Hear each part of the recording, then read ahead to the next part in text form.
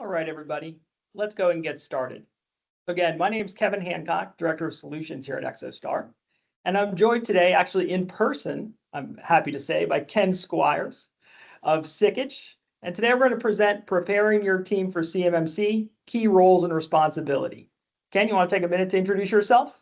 Yeah, my name's Ken Squires. I'm the principal in charge of our cybersecurity practice here at Sikich. Really, when we look at cybersecurity, we go all the way from doing the actual CMMC readiness to performing the security testing, building policies, building incident response plans, doing tabletop exercises. So kind of implementing and managing the whole CMMC program here at Sikich. Great, thanks. So just a few housekeeping details. So today's session is scheduled to last 45 minutes. You're going to be muted during today's presentation, but we do have some questions that were submitted prior to today's session that we'll be answering at the end. If for some reason we do have an outage, just wait for a minute and try to reconnect. If at any time you'd like to speak with one of Exostar's CMMC experts, you can reach out to us a couple of different ways. You can email us at cmmmc-team@exostar.com. You can also go to the Exostar website, www.exostar.com, and there's a chat feature there on every page. Hopefully I've gotten the technical details fixed now, and we'll go ahead and get started. All right, so I'm going to start today with where we are in the current CMMC ruling. So hopefully, as most people know, 32 CFR went into effect last December, 12/16 of 2024. Now, what that allows folks to do, or what that instituted, if you will, is the CMMC program. So what that means is you can now find a C3PAO and schedule your assessment. They'll be able to do your assessment, register that you've passed, do all those kinds of things. So if you will, the structure and things are now in place. The thing that hasn't happened yet is the 48 CFR. That's the contract or the Code of Federal Regulation, which will actually put CMMC into DoD contracts. So that's the thing we're currently waiting to happen. Now, hopefully, as everyone knows, the major difference between the CMMC program and what's gone on in the past is that we're moving away from a self-attestation model to a third-party assessment model. The fact that you've been required to meet NIST 800-171 requirements if you receive controlled unclassified information is a long-standing requirement. That's been in place since about 2013. That if you receive CUI, you protect it in accordance with NIST 800-171. The main thing that CMMC puts in place is that third-party assessment once every 3 years. It also defines some, not necessarily new terms, but terminology that's used in the industry. A CSP, a cloud service provider, and an ESP, an external service provider. And it's putting into place the requirements around those things as well. Now, obviously, with the new administration, there have been some changes, and a lot of those changes are from presidential actions around various things, and one of those was a regulatory freeze. Now, the CMMC community, if you will, is very confident that the CMMC program will be put in place. And the reason for that is it was actually introduced in the first Trump administration. It was carried through during the Biden administration. The current or the new DoD CIO, Katie Arrington, was one of the main proponents of the CMMC program in the first Trump administration. So we really do expect it to be put in place. But I think what you are seeing is a delay for that 48 CFR because that's kind of caught in limbo right now. So I wouldn't expect it to go away just because of the new administration. Fully expect it to go and be put in place. Now, just to level set everybody about the CMMC program, it breaks the cybersecurity maturity model into 3 levels. Level 1 are for those organizations, and this is the large majority of the defense industrial base. This is for folks that don't receive controlled unclassified information. You're a COTS provider, a commercial off-the-shelf provider. Your solutions typically only require level 1, and there are 15 requirements that you need to be self-attest that you meet every year. Level 2 is when we start to see the assessments. Now, a small number of organizations will be allowed to do a self-assessment, but that's going to be determined by the contracting officer.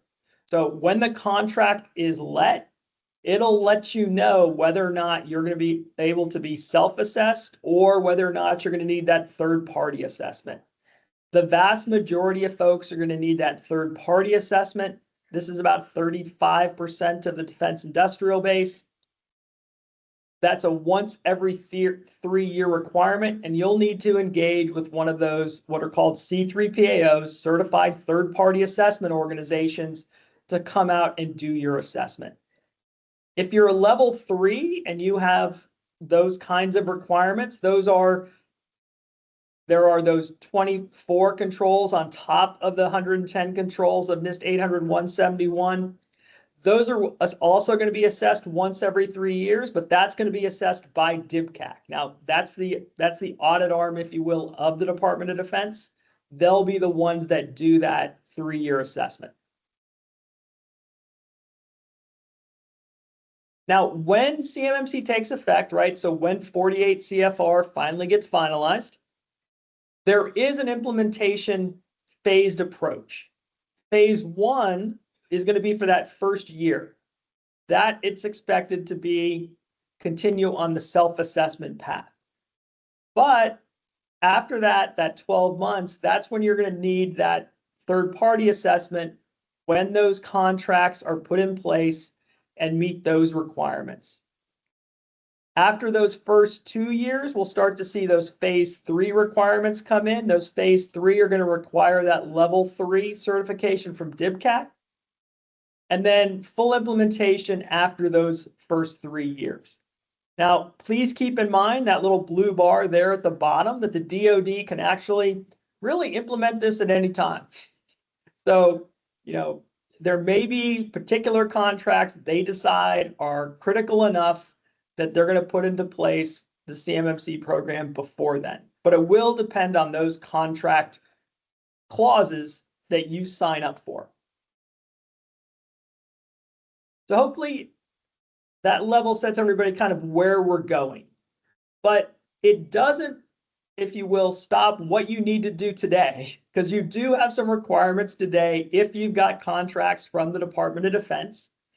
If those contracts include those DFAR clauses that you see there, the 7012 and the 7019. Those are clauses which say, hey, I get CUI, and if I do that, I attest that I satisfy NIST 800-171. That's the 7012 clause. The 7019 clause requires you to do a self-assessment of your implementation of those controls and score yourself. You're going to score yourself somewhere between a -203 and a +110 if you've satisfied all 110 controls. And you're going to take that score and you're going to enter it into the SPRS system. This is the DoD Supplier Performance Risk System, which is what the DoD utilizes when their determination of the bid of contracts, and they're determining the risk of those people that are bidding on this contract. If you've done that, that's great. But if you improve your score, you should also go back and update yourself, because again, that is what the DoD uses as one of the factors when they're looking to bid a contract or award a bid of a contract, I should say. So I'm going to now turn it over to Ken to talk about those roles and responsibilities of the CMMC compliance program. Ken, take it away. Yeah, sure. So today's presentation, I really structured this here to kind of go down the flow of your CMMC journey and what roles are within each flow, each step. So building your CMMC compliance and roles are really nothing different between anything else you might be doing, whether it's ISO 9000, ISO 27001, any kind of compliance program or other obligations you have. The CMMC adopts those same type of roles. And as we go through, there might be some specific ones when it comes to the certification process, but throughout your organization, these are the types of roles you're going to want really that you could take advantage of if you already currently have them, or see if there's any new roles you need to create and design.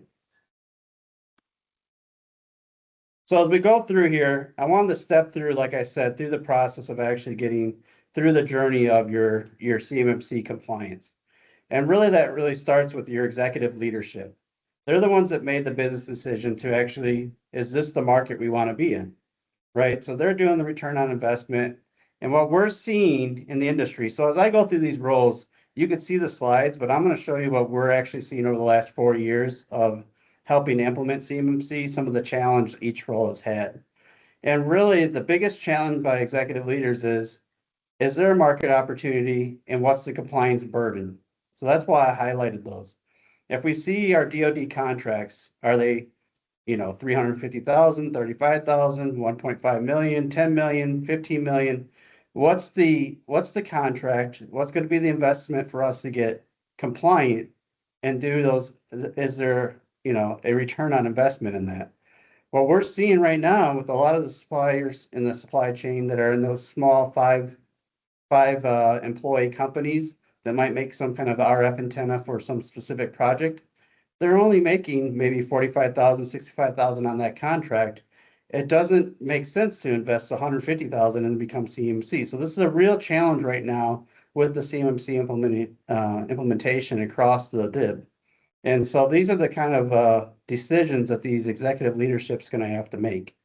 And that really starts not only from the CEO or board of directors or even the president of the company knowing what industry they want to be in, but really hits the CFO of what kind of budget and investment are we going to make. And they're the ones that are kind of overlooking the procurement process and that oversight, executive oversight of contracts. And kind of holding of it being accountable for saying, are we meeting the obligations in these contracts that we're bidding on and fulfilling? So CFOs and the legal team as we get through has really been the executive oversight of making those decisions whether we're going to pursue CMMC. And then really they should have ownership in what's going to be our policies going forward. I know a lot of that's driven by the IT department when it comes to some of these smaller supply chain companies. It might be a compliance officer, but really it should come down from management. What we see as a lot of the associations that we're at and the conferences is when we talk to presidents or CEOs or board directors, they always say, oh, my IT department's taking care of that. But really, you got to have the oversight. Are they taking care of it? Is there any kind of oversight policies? What's the review process? And just having that ownership, because it's the executive leadership that are signing those contracts. It's not the IT department. Now we'll get into their role later on down here with the implementation of security controls, but the executive leadership owns that business and that line and those contracts, so they need to provide that oversight. One of the biggest things, if you go through, you'll probably see Sikich out there. Our CMMC program is called STARS, and STARS really stands for Scoping, Training, Assess, Remediate, and Support. It's super important why we put the scoping right in the beginning. You got to know the CUI. Do you have CUI? Does CMMC actually apply to you? And you'd be surprised, even though you're doing DoD contracts, government contracts, and you think that you have CUI, you might not. And then the other way around, management right off the bat is going to say, we don't have any CUI. We're not going to make this investment. We don't feel like we have any CUI. So you're going to hear this a lot, that go out. We got to have a data privacy officer, somebody in the organization that knows what type of data you have, and a legal review of the actual clauses in the contract. So as an example, we have lots of companies that do logistics for the military, for the DoD, and looking at what types of CUI. And some of the contracts they have don't contain CUI, and others do. and reaching out to those when you're filling out the RFP process, when you're bidding on a contract, when you have that questioning phase, where you get the question on the RFP, there's a line of questions that you should be asking. Is there CUI involved in this? And what is that type of CUI? And legal should be looking at those, and your data privacy officer as you're looking through the RFPs. And so that's one thing that we've helped with designing a security questionnaire or line of questions of what is CUI, what can I do with the CUI, what's the retention, what's the life cycle of the CUI? Because not only do you have CUI, but if you're building something from the military, how long is that CUI that has to be, classified as CUI before you can go commercial with it? It might be a product you want to bring out to the commercial side of it. So you have to really upfront, legal and the data privacy officer, data protection officer needs to be involved in those contracts, identifying what type of CUI you have.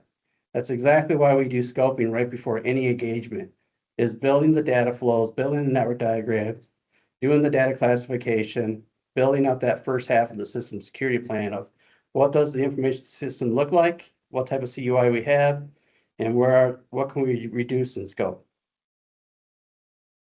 So now that you got the executive buy-in, they're going to bid on these contracts. You've identified, yes, these contracts deal with CUI. We got to implement those security controls, right, to meet those NIST 800-171 controls. To go for implementing the practices of CMMC. And really, you want to build a team out to make sure you've got to have some kind of security manager, information security officer, maybe the chief information security officer. They're going to oversee the CMMC compliance framework, right?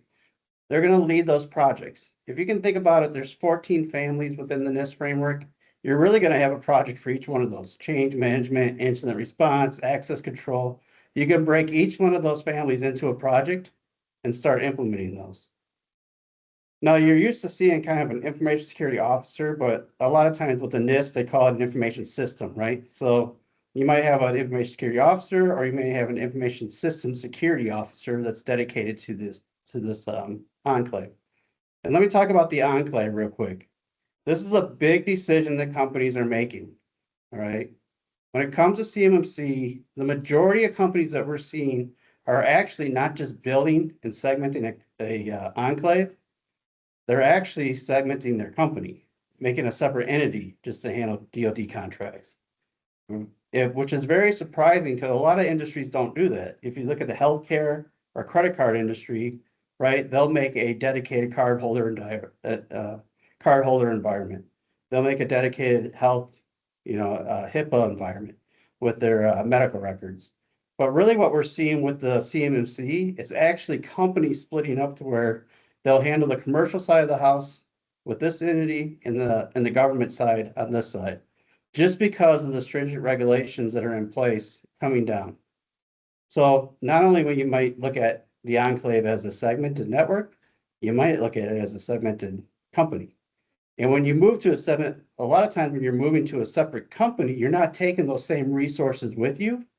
So as we go through the slide deck today, the presentation, you might be having to build these roles out, or looking at a provider, an RPO like Sikich, to help fulfill these roles. And then we'll talk about external service providers and cloud service providers later on.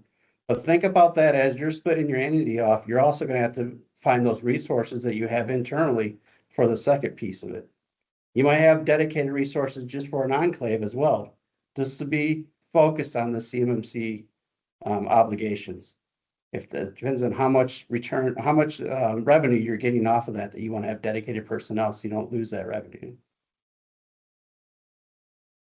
All right, we've implemented the controls, right? Once you get them implemented, as you go through, there's going to be remediation efforts. And really, if you look at the CMMC or NIST in general, they want you to define the scope. They want you to do a self-assessment, and they want to know out of the self-assessment, what are your plan of actions and milestones, right? So the risk manager, compliance manager, they're going to be the ones tracking that compliance efforts and those plan of action and milestones. And that really, those three things make up your system security plan. What's the scope? Where are you currently at? And what do you need to remediate, and when you're going to have that remediated? So by the time you hit this phase, and the risk manager here, they should have a good marking of when you're going to have that score up into the supplier risk database there. The SPRS is what I call it. Internal audit, it's going to do those checks. Are we ready? So we got the controls in place. We have our milestones, our plan of action milestones completed. We're starting to do our ongoing measures, which is super important. Once you get it put in place, the program, you don't want it to fall out of compliance, right? So we always have a top 20 set of measures that you should be doing: access review, incident response, tabletop exercises, firewall reviews. What are you doing weekly, monthly, quarterly, annually on a run book basis to make sure that you don't fall out of compliance? Once you're at that kind of maturity level, if you think about it from an ad hoc control to a documented control to an implemented control to now a monitored control, and measures are in place, you should feel comfortable that, hey, we can go for the CMMC certification. And that quality assurance internal audit is going to do kind of that audit prep service for you. All right. Again, you could have one person fulfilling multiple of these roles, but these would be responsibilities in their job role. And the audit prep is super important. You might think, hey, we've already done audit prep through the implementation. But actually, through the implementation and the measures, really doesn't get you to the audit prep, because the audit prep is the actual evidence at that time where you're currently at the time. Whereas the readiness could have been started in January of last year, and it took us a year and a half, or it started in January and it took us 2 months to get to where we're at. And so now we're pulling evidence that we actually have those controls in place. And that's what the internal audit and quality assurance team can help with. Then we get into the procurement and vendor management. It doesn't stop with you. There's flow down requirements of CMMC. And a lot of times we're focused only on our internal business objectives. We're not focused on our external obligations with our partners and our vendors that we work with and other suppliers, right? So CMMC doesn't stop internally. It actually has flow down requirements built into it. So there's got to be some kind of due diligence, third-party vendor risk management, supply chain risk management portal, or process you have in place for anything that we outsource or anything we outsource CUI with or share CUI with. We should be validating and doing due diligence to make sure that those third parties are also compliant with our policies and standards. All right, we're here. We're at the certification process time, right? So we've gone through, we've implemented, we've made all of our corrective actions, implemented our POEMs, and now we've gone through our pre-assessment. Our pre-assessment says, yeah, I think we're good. Every certification is a little different. You never know what they're going to come in at, but you should be at that comfortable level that, hey, we went through the pre-audit. I feel like everything's good. We got everything's tightened up.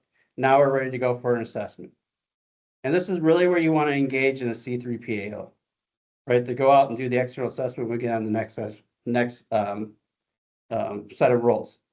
What I want to say here is when you feel good and you're preparing for the certification, you got to understand there's a very limited C3PAOs out there at this time. I mean, it sounds like a lot of them, but when you compare that to the ratio of how many suppliers are out there, we're starting to see some of our partners that are C3PAOs, and Sikich is going for their C3PAO. We are a registered C3PAO and hoping to be one here in August. And you need to be thinking about scheduling those as you're kind of in that implementation security controls and you know when your POEM is, so you can align your POEMs along with your controls and audit prep to be ready to go for certification. So, hey, we're right here at the end of March almost. We should be preparing for August or September to do our certification and kind of have those things set and talking to a C3PAO 3 months ahead of time, because that's about the run up right now for C3PAOs that we're seeing in the industry. Now, there's a lot of new C3PAOs getting in the industry, so you can reach out to them, because they're getting a new kind of book of work as they're going along. But really tight, you kind of want to pick a trusted company that's out there when you're looking at your C3PAOs. So do your due diligence. That's another third-party vendor that you want to make sure that you're working with a good partner on that. Don't just pick anybody as you go through. And that's really what the compliance officer and program manager should be thinking about. Okay, ensuring that everything aligns with NIST 800-171. We're ready. Everything aligns with the CMMC practices. We're ready to go. We've worked with the procurement team. We have our third parties and our cloud service providers, their FedRAMP monitor equivalent or their FedRAMP approved. They are either gone through their CMMC certifications, but they're ready to go. And legal has reviewed everything, and we're meeting all of our obligations on our contracts, and now we're getting into the actual assessment. Okay, how is the actual assessment performed? It's performed by C3PAO. If you're familiar with FedRAMP, FedRAMP is a 3PAO, and CMMC world, it's a C3PAO, right? Same type of assessment. They're going to come in. They conduct level two level two assessments when you have controlled defense information. Now, that's a brand new thing that this came out. You want to look at what the DoD CIO just put out, what a level two self-assessment and a level two certification. But these are things that you should be aware of, and the program manager should be aware of these new changes. They also help with doing the level three, but DIBCAT comes in and does the assessment for that piece. So be aware of that. So the C3PAO organization is going to have staff that's going to carry out the actual assessment. You're going to have a CCA, a CMMC certified assessor. Now they've gone through a lot of training and a background check. Trust me, we have CCAs on staff and CCPs. There's a lot of effort that goes into this, a lot of training to get the staff up to that level, a lot of background checks. A lot of training has gone on in the last 3 years to get this kind of a personnel up to speed on what the CMMC actual certification process is. And these are the two roles that you're going to see come in and do your assessment. Go on to the next one here. All right. So we went for certification. We got our certification. Oh, we're done, right? No. Unfortunately, and fortunately, from a risk manager as myself and an ISO background, we always had the Plan, Do, Check Act. All right. So once you've done it, once you've implemented, you get the certification. Now it's maintaining to ensure you made this big investment. If you went through, you built these roles, you don't want to fall out of compliance. And there's always changes. You might change your enclave. You might get new contracts that require new technology, new personnel. So there's always continuous improvement with every compliance program. And so getting the certification, boom, we got through the biggest hurdle. We got our certification, but now what's going to be those measures I was talking about to maintain that certification? The other piece is you never know when an incident's going to hit, right? 0-day attacks, one of your partners gets hit with an attack. You never know when an incident's going to hit, and you have reporting requirements within the DFARS, right? So you need to test those plans. You need to be sure that when there is an incident, there is a CUI data leakage, that you have the right processes in place, you've done your tabletop exercises, and your incident response team is ready to go. That's that kind of continuous monitoring and improvement. Ongoing monitoring, that you're doing your security testing, you're doing your vulnerability scanning, your patch management, you're looking at your logs, you're doing your firewall reviews. There should be a set of measures as you carry out your self-assessment for year 2 and your self-assessment for year 3, and then your recertification in year 3, that you're maintaining that compliance. And that's where that compliance team comes in and that monitoring. And then there's always new vendors, new partnerships. You should have a cadence in place and a tiering of your vendors. Some tier 1 high-risk vendors are annual assessment. Tier 3 are a one-time initial assessment because they don't have access to CUI. And you want to do some kind of ongoing scheduling of those vendors and bringing in new onboarding vendors as they come through. So third-party risk is always there and should be an ongoing process. And then legal needs to be trained on incident response. A lot of times they're doing contracts, but they don't have the incident response piece of it. So legal is always engaged throughout new contract renewals. Is there new CUI? Is there new requirements in this RFP that we should be looking at, and always including legal in that continuous kind of monitoring and improvement. So those are the internal roles. And I will say in the past one, maybe the C3PO is not necessarily an internal role, but what are some of the external roles that you're going to rely on? Well, if you're not familiar, Cyber AB is the accredited body, right? I could go through a long kind of presentation on that, but there's a whole ecosystem. They're an outside body from the DoD that was created to do the accreditation. There's a bunch of processes that C3PAOs have to go through, CCPs, CCAs, learning LTPs that are learning training providers, RPOs. We all have to go through the Cyber AB to kind of go through that training, that accreditation. And when you get your certification, they'll be involved in kind of the three-legged certification process with the DoD, the C3PAO, and the Cyber AB. Now, the rest here kind of fulfills all these different roles. So they're the oversight, right? The CMMC program, Cyber AB, and this is kind of small text here, but really registered RPOs. So RPOs are super important because they have gone through some kind of vetting with the Cyber AB, all right? And as you go through, there's a lot of companies, a lot of consultants saying that they can implement NIST. They, they've got experience in it, but at least there has been some kind of process that the Cyber AB has validated and gone through and picked out RPOs as a consulting firm to kind of help with that implementation. They're really, their force is coming in and helping with the implementation. So take that into consideration when you're looking at consultings or consultant firms. Look at RPOs as well as C3PAOs can do the implementation. They can't do the assessment after they've done the implementation, but they are still good partners to be involved with. Now, the next two have been really controversy in this whole CMMC, all right? External service providers and cloud service providers. External service providers, to me, this is the new term that they've come up with instead of MSPs that were all, managed service providers that we're all used to. They say, hey, let's just lump them all into what's called an ESP. It has helped clarify some of the CMMC obligations to your partners, but a lot of clients are relying on a managed service provider, or maybe even an MSSP, a managed security service provider. Logging, monitoring, threat monitoring, backups, all these solutions that we've outsourced to a third party to manage, even IT management, workstation management. Those partners that you have go back into that vendor management. They are external service providers that they are helping with the storing, processing, and transmitting CUI at any form. They're external service providers, and they're going to have to go through CMMC certifications themselves. Now, the security protection external service providers, there's some, if they're a cloud service provider, which is what I want to get into next, ups the ante on what they have to go through. So think about anything that you're using in the cloud, even Microsoft itself, but that is approved and gone through GCC High, Azure Gov.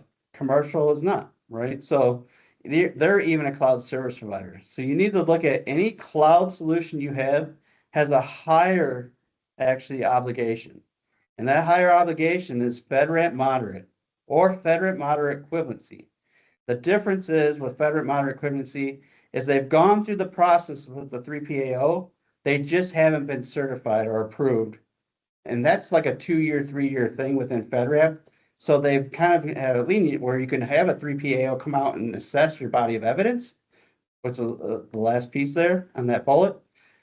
And say, yes, they are equivalent. They just are not approved in the FedRAMP marketplace at this time. They met equivalency though, and they can show the body of evidence that they have a security test in place. They have their POAMs and their programs in place, and they're meeting 800-53 as FedRAMP requirements. So it's a higher for cloud service providers. And the C3PAO and the DIBCAC are going to look at that kind of body of evidence to say and verify if they are equivalent or not. So you've got to understand that they're not looking for CMMC compliance for cloud service providers. They're looking for FedRAMP moderate equivalency or FedRAMP moderate. Okay, 2 different things, 2 different programs. That separates the cloud from the external service providers. And lastly, pen testing, red teaming. You could sometimes do that in-house, but a lot of times you're going to rely on a company like Sikich's pen testing team to come in and do that pen testing in those red teaming services. The incident response tabletop exercises, again, if there's any attack or forensics, those types of partners, those are external roles that might be involved in your compliance program. And trust but verify, right? It's great to implement the controls, but the pen testers come in and they verify that those controls are in place.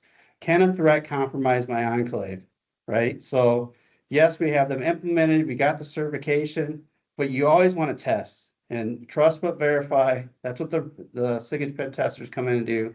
Try to help do that penetration, perform those red team services to verify, yes, the controls are effective.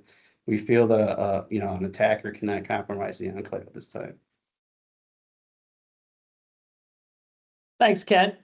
So hopefully what everyone took away, or one of the key takeaways from Ken's presentation, is that CMMC compliance is not a one-time activity. It's not a let's fill out a spreadsheet, let's okay it, and let's move on. It's an ongoing program that's got to be managed as such. So, you know, please keep that in mind when you're thinking about both the time, the investment, the roles, responsibilities, et cetera, as you go forward with the program. So I am going to ask Doe on the call to go ahead and launch the poll. I would appreciate any feedback from folks on the poll. Take this feedback, let us, both Ken and I, know how we did, but also there's some questions to ask about what additional things you'd like to see, additional topics, et cetera. So I'd love to have you get your feedback that way as well. So I'm going to dive into the question and answer. Before I hit the actual questions, I want to talk a little about Exostar's CMMC Ready Suite, which does include Sikich, our partner.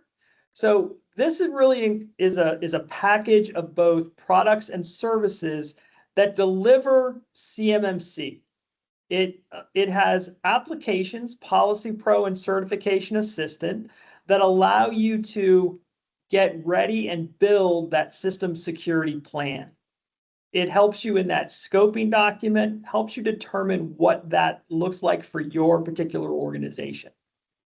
If you're looking for a solution to store, process, or transmit CUI, Exostar's managed Microsoft 365 application is that enclave up in Microsoft's Azure GCC High, managed and supported by Exostar to provide that place for you to store, process, and transmit CUI.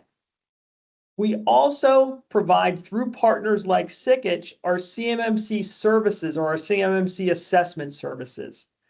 Ken's already talked about the STARS program that Sikich offers.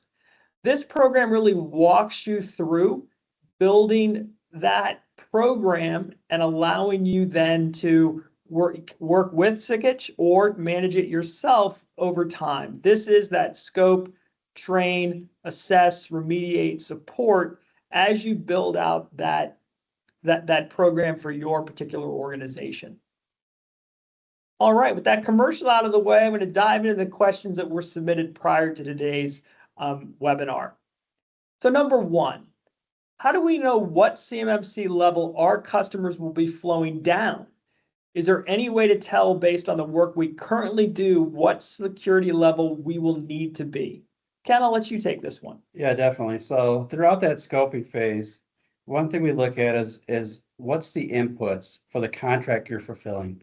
So if you guys go back to it and kind of look at a process flow, we always put the contract in the middle. And what are we gathering to fulfill that contract?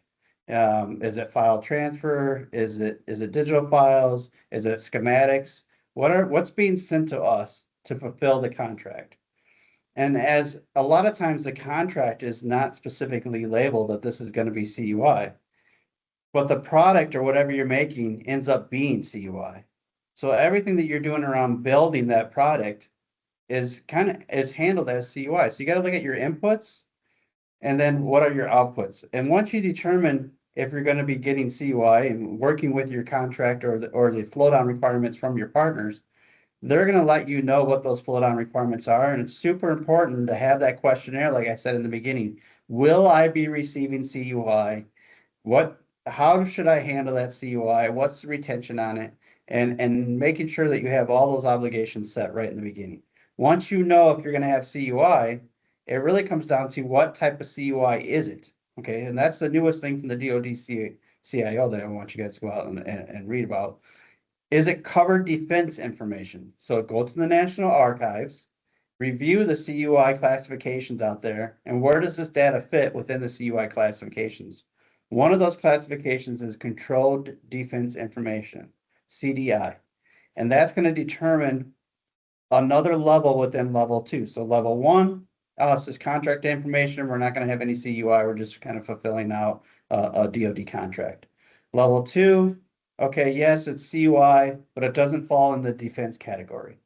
Another thing we can bring up here, it's outside of CMMC, is new FAR CUI data protection. So we're talking DFARs today, but there's a new FAR one that's under review right now, public review.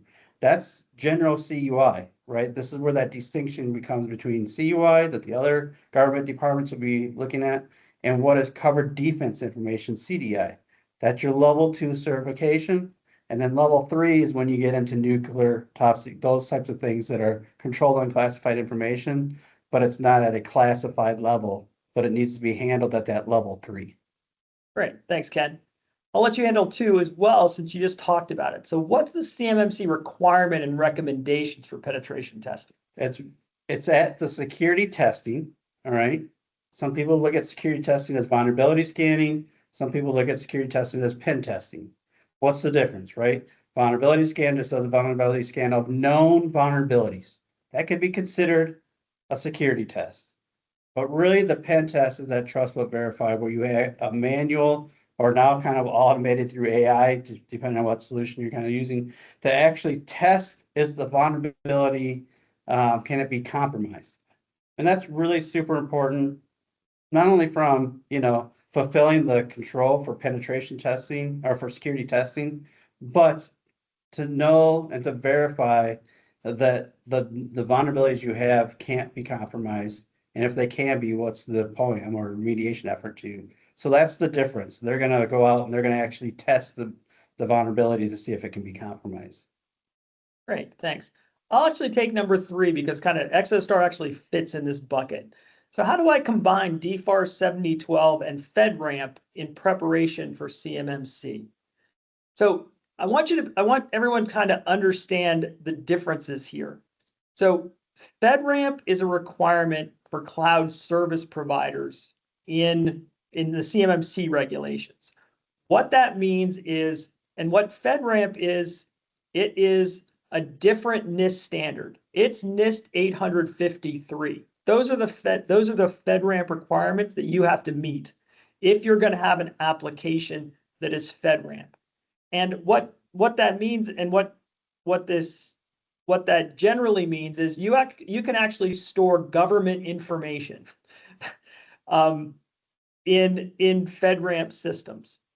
So want to make that distinction. Now, there is a mapping between NIST 800-171 controls and FedRAMP and NIST 853.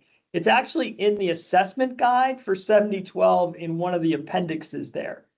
That does map over those different controls. So if you are building an application that's going to get, or that you want to get FedRAMP, then you're going to look at 853.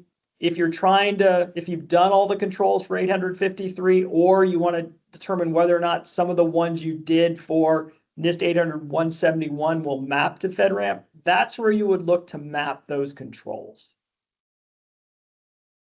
Okay, Ken talked about this in the presentation, so I'll let him take number 4. So how do we flow down requirements to my vendors? So the funny thing is, Kevin and myself had actually did a webinar on this last year. We did. The flow down requirements. So look out there on YouTube or the Exostar website. You can rewatch the flow down requirement presentation that we did. But quick story, quick go through is really you want to inventory your suppliers, right? Inventory your vendors, your third parties. Do an inherent risk profile on them. Do they have CUI? Are they part of this contract? Some kind of questionnaire internally, and what's the inherent risk of this vendor? By knowing what the inherent risk is of your vendors, so say you have 100 vendors, 5 of those vendors are high risk, the other ones are low risk. Those 5 vendors that actually handle CUI, we're going to do some kind of due diligence on them. What's their CMMC journey? Where are they currently at? What's their SPRS score? What's their current NIST implementation plan? What POAMs do they have open? Some kind of due diligence to see where they're going to be. Now, once this thing becomes in place, they're going to actually have to show you their CMMC compliance, right? So that would be a maturity thing to say, hey, in 2026, 2027, are you CMMC certified? That would be part of the due diligence. So inventory, inherent risk profile of them, know which ones are the critical ones that are part of this contract, and then do your due diligence on reviewing those, making sure that they're following the DFAR requirements. Thanks, Ken. So number 5, and Ken talked about this in the roles, right? There's if you're a small organization where individuals fulfill multiple roles, when I build my policies and procedures, is it better to list the individual responsibility for a particular function or name a role that performs that function? It really depends.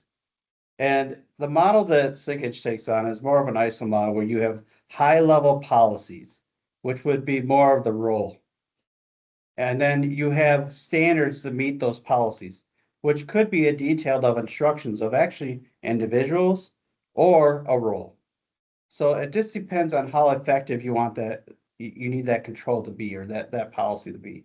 So if it's a support desk, then it might be, we put the support desk. But if it's Joey, the only one working at the support desk, we want to make sure that all CMMC things at the support desk gets flowed through a Joey, then we would put, that's where they go to, right? So if it can be handled by a group, that responsibility of that role and that policy, then we can put the group. But if we want to direct a specific individual, then we would outline that. Yeah. For the majority, it is at the group level. Information security team, information security officers, that type of role. Yeah. I would recommend that. So with roles, if you keep it on the role level, you don't have to you won't have to update your policies quite as often. People change more often than just a role. Thanks for bringing that up. That's why you separate policies and standards. Policies are high level. They shouldn't be changed. We're going to follow NIST 800-171. Here's all the policies that go along with that. Where the standards could be changing on a daily, your technology changes, your personnel changes, and you're going to be customizing the standards. It is a level of maturity that a lot of companies aren't. They just think they need a policy, but you should look at separating those two. Thanks. So when you get this slide deck, and because we always get this question, usually over chat, you will get the slide presentation that we're using today. So you'll get all this information. You'll also get a link to the recording of this if you'd like to review it at a later date. You want to go through some chats real quick? We got. Sure. Why don't we do that real quick? The National Archives one was already sent. Thank you, Joey, for that. That's why I used your name there. I saw you in the chat. You're handling those. I saw some up here real quick. Penetration testing, ongoing red teaming exercises. Actually, the red teaming exercise is a requirement. It is incident response testing, and that is a requirement. So you should have some kind of internal tabletop exercise performed at least on an annual basis. And that is one thing that actually is a requirement. The penetration testing, like I said, is not necessarily called out in the security testing control. Like I said, vulnerability scanning, any kind of testing, manual testing, measures or testing, all those can be kind of grouped in that security testing. But we always recommend a penetration test for the trust, but verify that it's actually in. And that's the verify is the penetration testing. And one last one here, training. That training piece of the STARS program, the reason we built that is because of what are you getting into, right? What are your personnel, how they handle CUI? There is specific links out there by the DoD website. If you go to the DoD website, there is CUI handling PowerPoint slides. There's a CMMC 101 slide deck that's out there. There's actually a lot of, just recently in the last month or two, they've been starting to populate the DoD website with some good information on scoping documents, on the different layers, on the DoD CIO memos. Everything is out on the DoD CMMC website right now, which has been a very good breadth of knowledge for us because there's been a lot of gray area, and it's starting to get kind of finite what needs to be in place there. Absolutely. So that would be the training I would recommend for that. Your legal should be trained on CUI handling, and this is just in general, you'll be surprised that your legal counsel has never handled an actual data breach.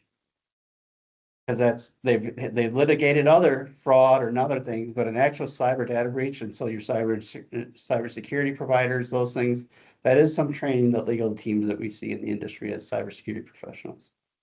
Thanks, Ken. I'm going to take 6 that was actually submitted because it feeds into Exostar products. So is there an online SSP and POAM management system? So that is Exostar's certification assistant. That really allows you to manage your overall CMMC program. It allows you to define that system. If you don't have a control implemented, you can create that POAM, you can manage it, etc. as well. So just a little plug there. So number 7, what happens when your key admin for cybersecurity is no longer with the company? Does that mean the replacement has to re-register the company? Now, I was a little confused by this because I'm not quite sure where you're going to register the company. I could kind of answer this one. Okay. So this happens a lot actually with our clients. I think where they're going with this. And I think you're talking about the supplier risk admins, right? So a lot of times when we're coming in, the company doesn't even know their cage code. They don't even know if they've done a score up in the SPRS. Okay. And so a lot of admins have changed. And again, sometimes it's a security admin that's putting that score in.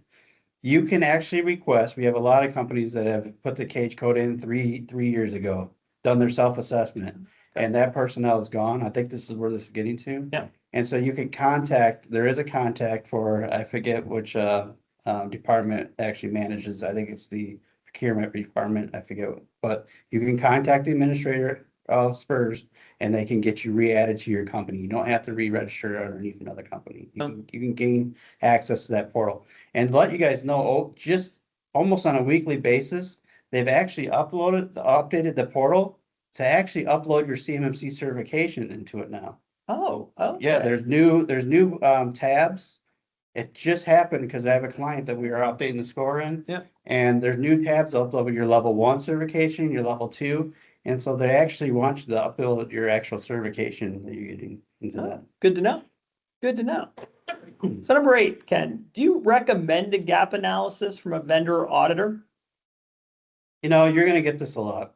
And here at Sikich, we're not here to do an assessment and give you a PDF of a bunch of findings. That's what you're going to get, really. You need to know what you need to know, right? So it's not a bad thing. But the reality is the first step is scoping and then doing an actual risk assessment. Because doing a gap analysis on your current network, it might not even contain CUI, right? And so, yes, I recommend doing a gap analysis, but really look at, if you know that you don't have policies, you don't have incident response, I mean, go through the families. If we're not doing proper access control, incident response, change management, system management, monitoring, we know that we don't have this in place. You really need to start with an implementation type program, not and save that kind of money up front than just, and I'm going to tell you too, when you do that, if you're just doing a gap analysis, you're going to get a gap analysis, then you got to build poems. So it takes you 3 months to do the gap analysis, and it takes you another 3 months to actually make your remediation plan, and then another 3 months to work with the board how we're going to invest with this. If you already know you have these gaps, let's just start building out the program now. Let's start in the oversight and the policies, and what would take 9 months can possibly get done in 4.5 months.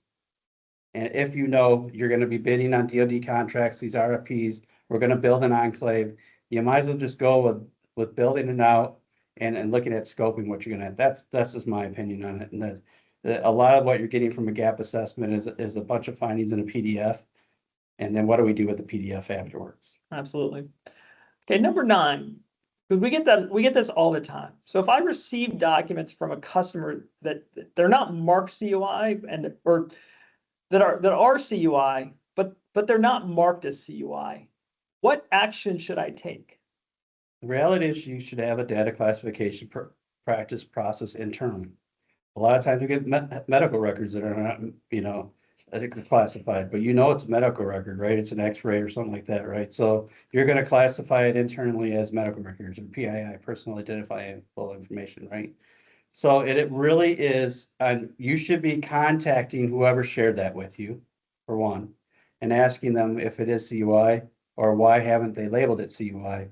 But you kind of know if it's part of a contract that you have that you're working on internally, it is best practice for you to have your own data classification to say, you know what, we received this, it wasn't labeled, but it is part of this contract. It's a schematic, a network diagram, something that's part of the contract, and internally we're going to handle it as CUI.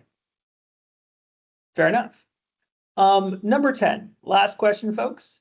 So my NIST score has been updated. I assume I will need CMMC level 2 since we get CUI and we have CUI on our networks. But how will I know if I need that third-party assessment? Comfortability and maturity, right? How do you feel? How mature and what's the oversight? Remember, I I asked what the oversight was. To go through it is the audit prep, right? And to look, do we have actual evidence of these controls in place? So from management, from executive oversight is to say, hey, you told me these controls in place, show me some KPIs. All right, show me log monitoring, show me the backups, show me the encryption. You know, what's the oversight that says, okay, yes, we're ready to go for certification. So, and I think that was one piece of it, but I kind of missed it there. How will I know if I need an assessment? Okay, we did talk about and look at the DoD memo, and I wish I had the number offhand right now, what it is. I know it's 7 something, but out on the DoD website, there is the new news DoD CIO just came out with a memo last month, and it lays out level 1, level 2 self-assessment, level 2 certification, and level 3. And really it comes down to, if you know your level 2, do you have CDI, controlled defense information? And that'll determine whether you need the certification or self-assessment. That's the guidance at this time. That is not for CFR 48 putting it in the contract. Right. And I will say that, right, that the final determination will be that contract. And the contract will tell you whether or not you need a self-assessment or it's going to be a C3PAO. And that's what'll determine which classification you fall under. And the DoD contracting officer gets to make that decision. You don't get to request it, you don't get to ask for a waiver or anything like that. It's going to be part of that contract flow. So with that, Ken, thanks so much for joining us today. Thanks for having me. Yep, everybody, thank you for joining us today. Hope you have a great rest of the week, and hopefully we'll be hearing from you soon. Take care. Thank you, everyone.